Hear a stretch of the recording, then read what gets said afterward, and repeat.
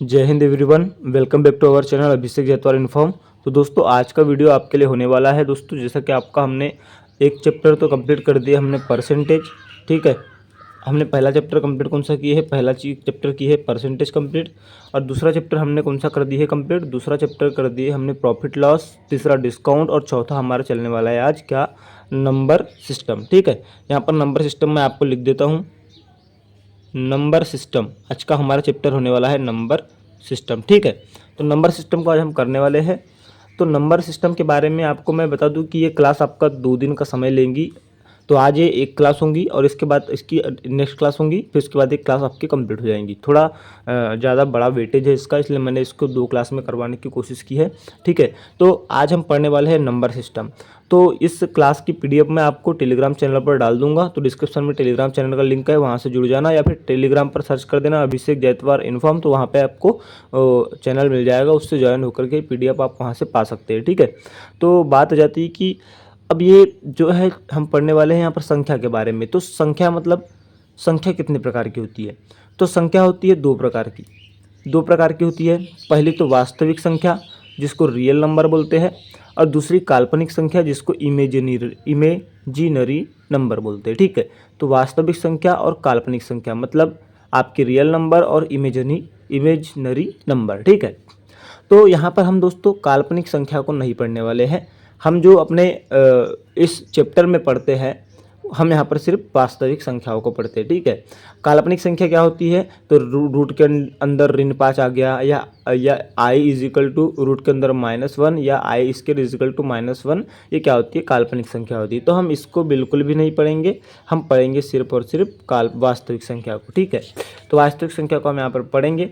तो पढ़ लेते हैं अपने यहाँ पर, इसे टेंशन मत लीजिएगा, आपको अच्छे तरीके से समझ में आएगा, ये मेरी गारंटी है।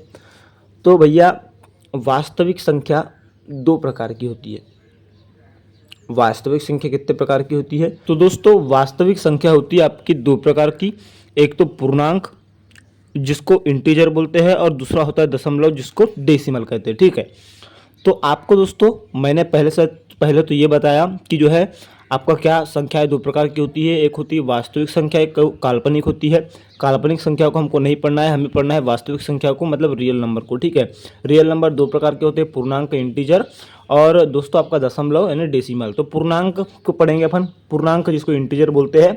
ये दोस्तों इन्हें किन भागों में बांटा गया है, तो दोस्तों पूर्णांक में सम भी संख्या आती है और विषम भी संख्या आती है ना।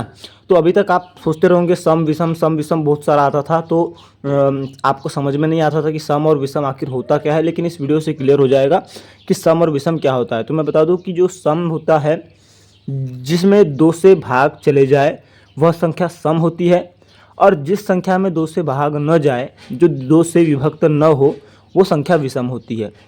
जैसे 2, 4, 6, 8, 10 ऐसे इन्फिनेटिव हो गया आपका, इन्फिनेटिव तक, और -2, -4, -6, -8, -10। तो मतलब माइनस वाली भी संख्या पूर्णांक में होती है जिसमें 2 से भाग चले जाता है। मतलब कभी कभी पूछ लेता है कि क्या -2 पूर्णांक है, तो जी हाँ, -2 पूर्णांक है। -2 किस लिए पूर्णांक है, क्योंकि उसमें 2 का भाग चले जाता है। यानी मतलब ये मैटर नहीं करता कि चिन्ह क्या है, साइन क्या है उसका, लेकिन दोस्तों उसमें अगर से 2 से भाग जा रहा है तो वह सम संख्या है, और जिसमें दोस्तों 2 से भाग नहीं जा रहा है वह विषम संख्या है। जैसे आप देख लोगे, 1 में 2 से भाग नहीं जाता, दशमलव में आएगा, पॉइंट में आएगा। 3 में जो है 2 से भाग नहीं जाता है, दशमलव में आएगा, पॉइंट में आएगा, 1.5 आएगा। तो इस प्रकार जो है आपका ये विषम संख्या होगी, ठीक है। इसके बाद हम पढ़ेंगे दोस्तों पूर्णांक में और 2 संख्या होती है, एक तो होती है अभाज्य संख्या और दूसरी होती है आपकी भाज्य संख्या, ठीक है। अभाज्य संख्या क्या होती है दोस्तों, तो अभाज्य संख्या जिसको इंग्लिश में बोलते हैं प्राइम नंबर, और भाज्य संख्या जिसको इंग्लिश में बोलते हैं कंपोजिट नंबर, ठीक है। दोस्तों वीडियो की क्वालिटी थोड़ी सी लो हो सकती है, इसलिए मैं बता दूं कि आप वीडियो की क्वालिटी को 360 पर सेट कर ले, उसके बाद ही देखें, तभी आपको थोड़ा सा क्वालिटी यानी जो है वीडियो अच्छे तरीके से विजिबल होगा। मैं आपसे क्षमा प्रार्थी हूं, क्योंकि मैं गांव में हूं और यहाँ पर थोड़ा सा बोर्ड की प्रॉब्लम है, तो इसलिए आपको पेन पेपर के माध्यम से ही थोड़ा एडजस्ट करना पड़ेगा, है ना। तो 360 की क्वालिटी पर सेट कर लो अपने मोबाइल को, आपको ठीक तरीके से विजिबल होगा। तो अभाज्य संख्या मतलब प्राइम नंबर, और भाज्य संख्या मतलब कंपोजिट नंबर, ठीक है। तो अभाज्य संख्या क्या होती है, तो जो संख्या किसी से भी ना कटे, यानी वह संख्या जो किसी से भी न कटे, स्वयं से कटे बस। तो स्वयं से तो कोई भी संख्या कटती है ना, स्वयं से तो भैया कोई भी संख्या कट जाती है। आप 56 को स्वयं 56 से काट दो वो कटेंगी कटेंगी, आप 3 को 3 से काट दो कटेंगी कटेंगी। तो अपन ये तो यहाँ पर सीधा सीधा समझ लेते हैं कि जो संख्या किसी से भी ना कटे वह संख्या जो है क्या कहलाती है, वह संख्या जो है क्या कहलाती है, वह संख्या दोस्तों अभाज्य संख्या कहलाती है। तो जैसे 2, अब आप बोलोगे कि 2 तो 1 से कट जाता है, लेकिन भाई आप देख लो 1 से तो सारी संख्याएं कट जाती है। एक जो संख्या है 1 से तो सारी संख्याओं में भाग चले जाता है, तो 1 को अपन जो है नहीं लेंगे यहाँ पर, है ना। तो अभाज्य संख्या होती है 2, 3, 5, 7, 11, 13, 17, 19। ठीक है, अब एक कैसे 2 को हमने क्यों लिए, 3 को हमने क्यों लिए, 5 को हमने क्यों लिए, 7 को हमने क्यों लिए, 11 को हमने क्यों लिए, बता दूँ। तो दोस्तों 2 में केवल 2 का भाग जाता है, उसके अलावा किसी का भाग नहीं जाता।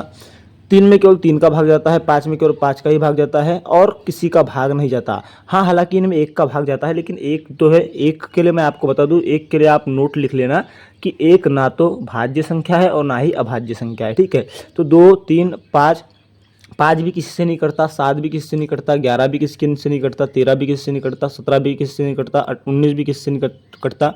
इसके बाद दोस्तों आपका 20 तो कट जाता है, 21 भी कट जाता है, आपका 22 भी कट जाता है, 23, इसके बाद 19 के बाद नेक्स्ट संख्या होंगी 23 जो है किसी से नहीं कटता। तो इस प्रकार से आप जो है अभाज्य संख्या निकाल सकते हैं। और रही बात अब दोस्तों भाज्य संख्या की, तो मैंने आपको बता दिया हूँ कि जो संख्या किसी से भी कट जाए वह अब भाज्य संख्या होती है। और आप दूसरे शब्दों में ये भी लिख सकते हैं कि वे संख्याएं जो अभाज्य संख्या में नहीं आती वे सभी भाज्य संख्याएं होती है। ठीक है, और भाज्य संख्या क्या होती है, जैसे 4, 6, 8, 9, 10, 12, 14, ये सभी क्या है, ये सभी आपकी क्या है, भाज्य संख्या है, क्योंकि ये दूसरी संख्याओं से कट रही है। जैसे 4 2 से कट रही है, 6 भी 2 से कट रही है, 8 2 से कट रहा है, 9 3 से कट रहा है, 10 2 से कट रहा है, 12 2 से कट रहा है, 14 2 से कट रहा है। ऐसा आगे आप बढ़ते चले जाएंगे। ठीक है, अब आपको एक नोट लिखना है कि सबसे छोटी अभाज्य संख्या 2 है। कभी पूछ लेता है कि सबसे छोटी अभाज्य संख्या कौन सी है, तो 2 है। और सबसे छोटी भाज्य संख्या कौन सी है, तो सबसे छोटी भाज्य संख्या आपकी 4 है। ठीक है, ये आपको नोट कर लेना है। अब इसके बाद नेक्स्ट अपना पॉइंट है, एक नोट है कि एक जो है आपका ना तो भाज्य संख्या है, मतलब ना ही आपका क्या कहते हैं कंपोजिट नंबर है, और ना ही दोस्तों आपका प्राइम नंबर है ना। मतलब ये जो है एक जो है अभाज्य संख्या मतलब प्राइम नंबर भी नहीं है, और भाज्य संख्या मतलब कंपोजिट नंबर भी नहीं है। मतलब एक को आप किसी की गिनती में नहीं लोगे। ठीक है, इसके बाद आ जाते हैं हम अपने नेक्स्ट पॉइंट पर, जिसको बोलते हैं आपका क्या, जिसे बोलते हैं हम दोस्तों दशमलव। मतलब हमने वास्तविक संख्याएं 2 प्रकार की पढ़ी थी। पहली तो होती है आपकी क्या, पूर्णांक, है ना। हमने वास्तविक संख्या कितने प्रकार की पढ़ी थी, वास्तविक संख्या हमने कितने प्रकार की पढ़ी थी, 2 प्रकार की पढ़ी थी। पहली थी हमारी पूर्णांक, है ना, पहली थी हमारी पूर्णांक, जिसमें हमने जो है क्या कहते हैं सम, विषम, भाज्य और क्या अभाज्य, इनको पढ़ लिया। ठीक है, लेकिन अब जो पढ़ेंगे हम, अब हमारी कौन सी, दशमलव। दशमलव को पढ़ेंगे, दशमलव को। और दशमलव कितने प्रकार की होती है, तो दशमलव होती है हमारी 2 प्रकार की। एक होती है परिमेय संख्या और एक होती है अपरिमेय संख्या। ठीक है, तो देखो परिमेय संख्या क्या होती है, तो परिमेय संख्या वो होती है वह संख्या जिसे p/q के रूप में लिखा जाए। मतलब जिसे p/q के रूप में लिखा जा सकता है वो परिमेय संख्या होती है। और दोस्तों जिसे p/q के रूप में नहीं लिखा जा सकता वो अपरिमेय संख्या होती है। अब एक बात आपको नोट करना है, जैसे 2/3 क्या होगा आपका, 2/3 आपका परिमेय संख्या होगा। ठीक है, 4/7 आपका परिमेय संख्या होगा, क्योंकि इसे p/q के रूप में लिखा जा सकता है। 5 भी आपका परिमेय संख्या होगा। क्यों, क्योंकि देखो 5 आपका परिमेय संख्या क्या होगा, क्योंकि 5 के बटे में कुछ नहीं है यानी 1 है, तो इसे हम p/q के रूप में लिख सकते हैं क्या, नहीं। उसके बाद 6 भी आपका परिमेय संख्या होगा, क्योंकि 6 के बटे में कुछ नहीं मतलब 1 है, मतलब 6/1 ये परिमेय संख्या है। इसके बाद आप 10 भी एक परिमेय संख्या है। क्यों, क्योंकि 10 के बटे में कुछ नहीं तो क्या हो सकता है, 1 तो हो ही सकता है, तो इसे p/q के रूप में लिख सकते हैं। ठीक है, अब रही बात दोस्तों किसकी, अपरिमेय संख्या की। तो मैं आपको बता दूं कि अपरिमेय संख्या में एक पाई नाम होता है। एक नोट लिख लेना, नोट लिख लेना। नोट कैसे, एक नोट है कि जो है आपका पाई जो है आपका अपरिमेय है, अपरिमेय है। ठीक है, लेकिन जो है पाई का मान जो 22/7 होता है ये क्या है, परिमेय है। ठीक है, ये आपको नोट लिख लेना है। तो कभी पूछ लेता है कि 22/7 जो है परिमेय है या अपरिमेय है, तो मैं बता दूं कि जो पाई का मान है 22/7 वो परिमेय है, लेकिन पाई खुद अपरिमेय है। ठीक है, तो देखो अब रूट 2 आपका काय में आ जाएगा, रूट 2 आपका आ जाएगा दोस्तों किस में, अपरिमेय में आएगा। अब आप बोलेंगे कि यहाँ पर रूट 2 जो है अपरिमेय में आ गया, लेकिन रूट 9 जो है परिमेय में आ गया, क्यों? तो क्योंकि मैं आपको बता दूं दोस्तों कि जो आपका ये रूट 9 होता है, रूट 9 बराबर क्या होता है, रूट 9 का मान क्या होता है, 3 होता है, और 3 के बटे में कुछ नहीं आने 1 है, तो 3 को रूट 9 को हम 3/1 लिख सकते हैं कि नहीं लिख सकते। तो ये दोस्तों इस प्रकार से जो है आपका ये परिमेय होगा। लेकिन यहाँ पर जो है रूट 2 को हम कोई चेंज नहीं ला सकते, रूट 3 को हम कोई चेंज नहीं ला सकते, रूट 5 को रूट 5 ही लिखेंगे, तो जो इसे P/Q के रूप में नहीं लिख सकते, है ना। रूट 7 को रूट 60 ही लिखेंगे। और रही बात रूट 4 भी हमारा जो है अपरिमेय होगा। क्यों होगा अपरिमेय? क्योंकि रूट 4 का मान क्या होता है, 2 हो जाता है, और 2 को हम क्या लिख सकते हैं, 2 को हम 2/1 लिख सकते हैं, तो ये तो P/Q के रूप में आ गया, तो ये तो परिमेय होगा। तो इस प्रकार से वे संख्याएं जिसे P/Q के रूप में लिख सकते हैं वो परिमेय होती है, और वे संख्या जिसे P/Q के रूप में नहीं लिख सकते वो अपरिमेय होती है। और याद रखना कि पाई जो है अपरिमेय है, लेकिन पाई का मान 22/7 परिमेय है। ठीक है, तो ये थी हमारी क्लास के माध्यम से आपको यही जानकारी देना था, और थोड़ा आज बिजी शेड्यूल था, इसलिए मैं आपके लिए दोस्तों इतना ही कर पाया। हो सके दोस्तों अब जो है आपको जो है क्लास मेरे हिसाब से कल मिल सकती तो मिल सकती है, लेकिन मैं आपको बता दूं कि मेरे घर में मेरे दीदी की शादी है, और दीदी की शादी मेरे जीजाजी भी जो है आर्मी में है, और जो भी अगर से पास पड़ोस से है, मध्य प्रदेश के बालाघाट ज़िले से है, तो शादी के लिए आमंत्रित है।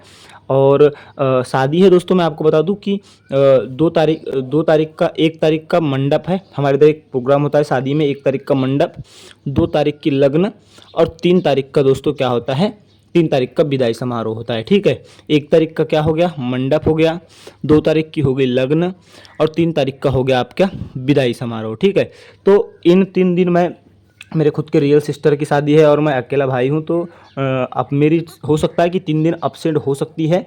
हो सकता है कि कल मैं आपके लिए वीडियो ला दूं, लेकिन 2 तारीख और 3 तारीख को तो अपसेंट होगी ही होंगी। तो मैं आपसे क्षमा चाहूँगा, लेकिन मैं बता रहा हूँ कि ये जो 3 दिन के आपके अपसेंट है, मैं ये नेक्स्ट के दिनों में कवर कर दूंगा, और नेक्स्ट के दिनों मतलब आपका 4 तारीख से कवर कर दूंगा। और हो सकता है कि मैं 1 क्लास की जगह 2 क्लास लेकर के आऊँ, और जल्द से जल्द आपका मैथ का जो है जल्दी से जल्दी, जो 22 तारीख से आपका एग्ज़ाम है, तो जो है हम जो है 15-16 तारीख तक इसको कंप्लीट कर देंगे। ठीक है ना, और अच्छे तरीके से फिर रिवीजन भी करेंगे फटाफट। तो बस आप अपनी तैयारी करते रहिए, आपको आपके एग्ज़ाम से पहले मैथ का सिलेबस कवर कराने की जिम्मेदारी हमारी है। 15-16 तारीख तक हमारा रिवीजन या जो है मैथ का सब्जेक्ट पूरा कवर हो जाएगा। ठीक है ना, तो ये वीडियो देख रहे हैं आप, इसके जो नोट्स है इसको टेलीग्राम चैनल पर डाल दूंगा, जुड़ जाना, और चैनल पर नए हो तो सब्सक्राइब कर देना, क्योंकि जल्द से जल्द 10,000 सब्सक्राइबर पूरे करवाना है। ठीक है, तो मिलेंगे नेक्स्ट वीडियो में, तब तक के लिए जय हिंद, जय भारत।